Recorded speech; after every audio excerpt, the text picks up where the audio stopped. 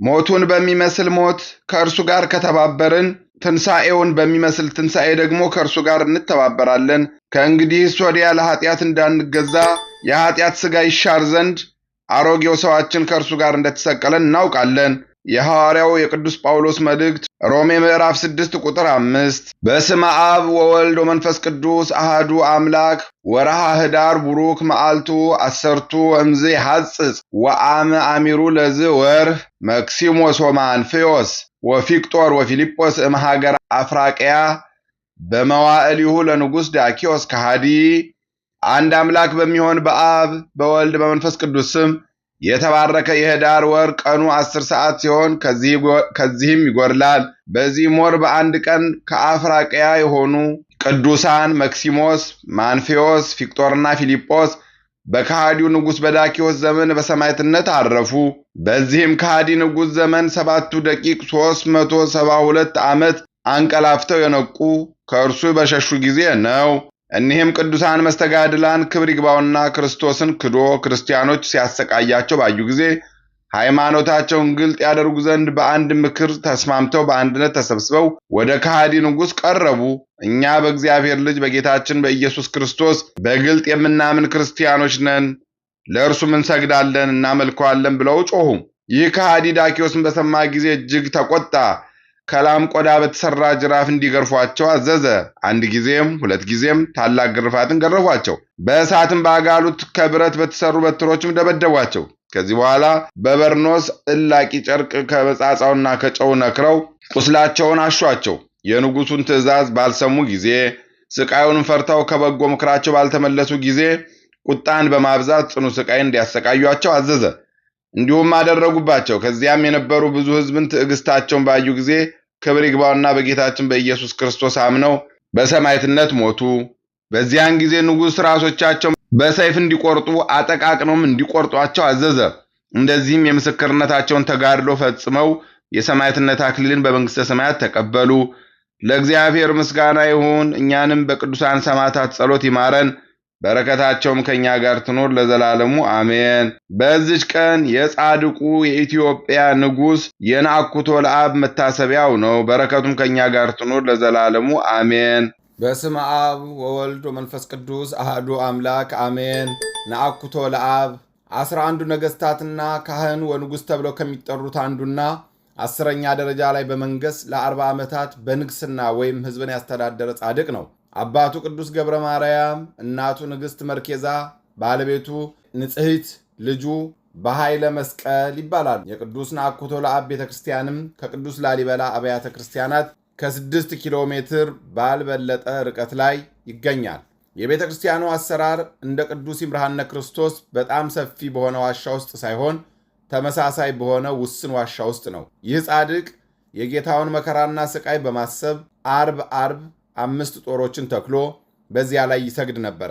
በዚህ ጊዜ ፈጣሪው ስለሚወደውና ስለመረጠው እንደ ሄኖክና ኤልያስ ብሔረ ሕያዋን ያለ ገና ያልሞተ የተሰወረና ለወደፊትም ስለ ሃይማኖቱ መስክሮ የሚሞት ጻድቅ ነው። ስለዚህም ከ11 ነገሥታት አንዱ ቅዱስ ናኩቶ ለአብ በሕይወት ያለ መሆኑን ያለው የጻድቁ ገድል በሰፊ ያስረዳል። ቅዱስ ናኩቶ ለአብ እናቱና አባቱ የሞቱበት በሕፃንነቱ ነበረ። ነገር ግን ቅዱስ ላሊበላ የትልቅ ወንድሙ ልጅ በመሆኑ ሌላው ክርስትና አባቱ ስለነበረ በቤተ መንግሥቱ እንዲቆይ ካደረገ በኋላ ሥርዓተ መንግሥቱንና ሥርዓተ ቤተ ክርስቲያንን እንዲያውቅ ገብረ ክርስቶስ የሚባል መምህር ተቀጥሮለት ተምሮ ቁና ማዕረግ በመቀበል አገልግሎቱን ጀመረ። ከዚህም እንዳለ በአርምሞና በድንግልና ለመኖር ሐሳብ ቢኖረውም ፈቃደ እግዚአብሔር አልነበረምና በአካባቢው ልዩ ቦታ አምባጽዮን በተባለ ቦታ ላይ ስመጥር ከሆኑ ከቀሲስ እስጢፋኖስና ከቅድስት አቅሌስያ የተወለደች ንጽሕት የምትባል ሴት ታጭቶለት በሥርዓተ ቤተ ክርስቲያን በቅዱስ ሥጋው በክቡር ደሙ ተጋብተው አንድ አካል ሆኑ። እንደዚህም ሆኖ ግን ከመላእክት ጋር በመነጋገር የፈጣሪውን ትእዛዝ በመፈጸም ሥጋዊ ሕይወት አላሸነፈውም ነበረ። በቅዱስ ላሊበላ ዘመነ መንግሥት አልገዛም ብሎ እያመፀ ምትሃተኛ የሆነ ጸረ ቅምስ የሚባል አንድ ሰው ነበረ።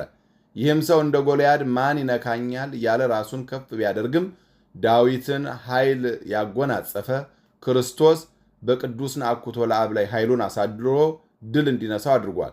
በዚህም መንፈሳዊ ተግባሩ ቅዱስ ላሊበላ በጣም የሚወደውና ከሱ ቀጥሎ እንደሚነግስም ያውቅ ነበረ። በሚነግስበትም ወቅት ሰውን እንዳይበድል፣ ፍርድ እንዳያጓድል ቀድሞ ስርዓቱን እንዲያውቅ ለማድረግ አሁን ቤተክርስቲያኑን በሚገኝበት አካባቢ ውስን ቦታ ከፍሎ እንዲያስተዳድር አድርጎታል። ቅዱስ ነአኩቶ ለአብ ከባለቤቱ አንድ በኃይለ መስቀል የሚባል ልጅ ወልዶ እንዳለ ልጁ በጣም ያማረ የተዋበ ልጅ ስለነበረ ልጅ አድጎ ፈጣሪ አንተን እንዳያስቀይም በዚህ ዕድሜው ከሰለስቱ ደቂቅ እንዲቀመጥ አድርግልኝ ብሎ በተወለደ በ3 ዓመቱ ከዚህ ዓለም በሞት እንዲለይ አድርጓል። ይህም ለጥሩ ነገር አስቦ እንጂ ፈጣሪውን ለማስቀየም አይደለም። ቅዱስ ነአኩቶ ለአብ በጊዜው ንግስናውን ብቻ ተቀብሎ ማስተዳደር አልፈለገም። እንደ አባቶቹ ቤተ ክርስቲያንን ለማነጽ ሐሳቡ ነበረ። አስቦም አልቀረ በፈቃድ እግዚአብሔር አሸተን ማርያም ላይ አንድ አሁን ያለበትን ጨምሮ 2 ቤተ ክርስቲያንን አነጸ። እነዚህን 2 ቤተ ክርስቲያን ውስጥ ለውስጥ ይገናኛሉ። አሁን በሚከበርበት ቤተ ክርስቲያን በውስጡ ብዙ አስደናቂ ነገሮች ይገኛሉ። አንደኛው ራሱ ሕዝቡን ሲባርክበት የነበረው መስቀሉና አሸተን ማርያምን ሲያጥንበት የነበረው ጽንሃ ወይም ሻውራ ለብዙ ዓመታት የቆዩ በስዕለት መልክ የተሰጡ የነገስታት ዘውዶች፣ ወርቅ ቅብ፣ ከበሮ፣ የብራና ስዕሎችና መስቀሎች ይገኛሉ። በውስጡ የሚገኘው ጠበልም በጣም ፈውስን የሚሰጥ ተአምራዊ ጸበል ነው። ጸበሉ የሚፈልቀው ከቅድስቲቱ ጣራ ላይ ሲሆን አፈላለቁ ሌትም ቀንም በመንጠባጠብ ሲሆን ነጠብጣቡ ክረምት ቢቀንስም አይቀንስም፣ ክረምት ቢጨምርም አይጨምርም። ሁሌም በዚሁ መልክ ይንጠባጠባል። የነጠብጣቡ መቀበያ ጎድጓዳ ሳህን የመሰሉ ድንጋዮችም ሲሆኑ ወደ ጎን ሲያፈሱ አይታዩ፣ በዚያው ባለበት ተቀምጠው ይገኛሉ። ከቤተ ክርስቲያኑ ቅጽረ ግቢ ወደ ውጭ ግባቱ በፊት 3 የተለያዩ ድምፆች ያሏቸው የድንጋይ ደወሎች ይገኛሉ። ቤተ ክርስቲያኑን በየዓመቱ ህዳር 3 ቀን ቅዱስ ነአኩቶ ለአብ የተሰወረበትን በማሰብ በደመቀ ሁኔታ ክብረ በዓል ያከብራሉ። ምስጋና ይሁን ለአብ ለወልድ ለመንፈስ ቅዱስ አንድ አምላክ በሚሆን ዛሬም ዘወትርም ለዘላለሙ አሜን። የጻድቁ አባታችን የቅዱስ ነአኩቶ ለአብ በረከቱ ረድኤቱ ይደርብን። አንድ አምላክ በሚሆን በአብ በወልድ በመንፈስ ቅዱስ ስም ህዳር 2 በዚች ቀን ከአባ ጢሞቴዎስ በኋላ የተሾሙ የእስክንድርያ ሊቀ ጳጳሳት ቅዱስ አባት ጴጥሮስ አረፈ።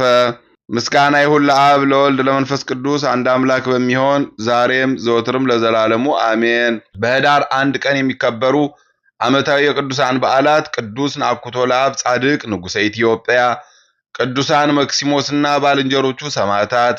ወርሃዊ በዓላት ልደታ ለማርያም፣ ቅዱሳን ኢያቄም ወሐና፣ ቅዱስ በርተሎሜዎስ ሐዋርያ፣ ቅዱስ ሚልኪ ትሩፈ ምግባር፣ ቅዱስ ራጉኤል ሊቀ መላእክት። ሞቱን በሚመስል ሞት ከእርሱ ጋር ከተባበርን ትንሣኤውን በሚመስል ትንሣኤ ደግሞ ከእርሱ ጋር እንተባበራለን።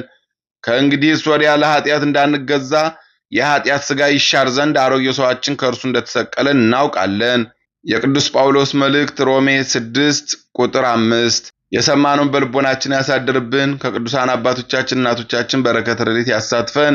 ክፉን ያርቅልን፣ በጎን ያቅርብልን። ወርሃ ህዳርን በሰላም አስጀምሮ በሰላም እንዲያስፈጽመን የአምላካችን ቅዱስ ፈቃድ ይሆንልን። የቸርነቱን ሥራ ይስራልን። በጸሎታቸው አስቦን አትርሱን ያሉትን በያሉበት ያስብልን። ነፍሳተ ሙታንን ይማርልን፣ ሕያዋንን ይጠብቅልን። በግፍ የተገደሉትን ወንድሞቻችን፣ እህቶቻችን፣ እናቶቻችን፣ አባቶቻችን፣ ሕፃናቱን በቸርነቱ ነፍሳቸውን ይቀበልልን። እኛንም በእነሱ በረከት ይጎብኘን። ረድኤት በረከቱን አያርቅብን። ስሙን ጠርተን እንዳናፍር የአምላካችን ቅዱስ ፈቃድ ይሁንልን። የሰላም አምላክ ሰላሙን፣ ፍቅሩን፣ አንድነቱን ይስጠን። አቡነ ዘበሰማያት ይትቀደስ ስምከ ትምጻእ መንግሥትከ ወይኩን ፈቃድከ በከመ በሰማይ ኢየሱስ ክርስቶስ ከመ ይስረይ ለነ ኃጣውኢነ ተማኅፀነ ብኪ ኃይለ እግዚአብሔር አብይ። ኦ እግዚእ ኢየሱስ ክርስቶስ ሥራይ ኃጢአቴ ወኃጢአተ ኩሉ ሕዝብከ እማእሰረ ኃጢአት እግዚአብሔር ይፍታ። እግዚአብሔር ይባርክ። ሰላም ያሳደረ ሰላም ያውለን። ሰላም ያውለ ሰላም ያሳድረን። ይቆየን።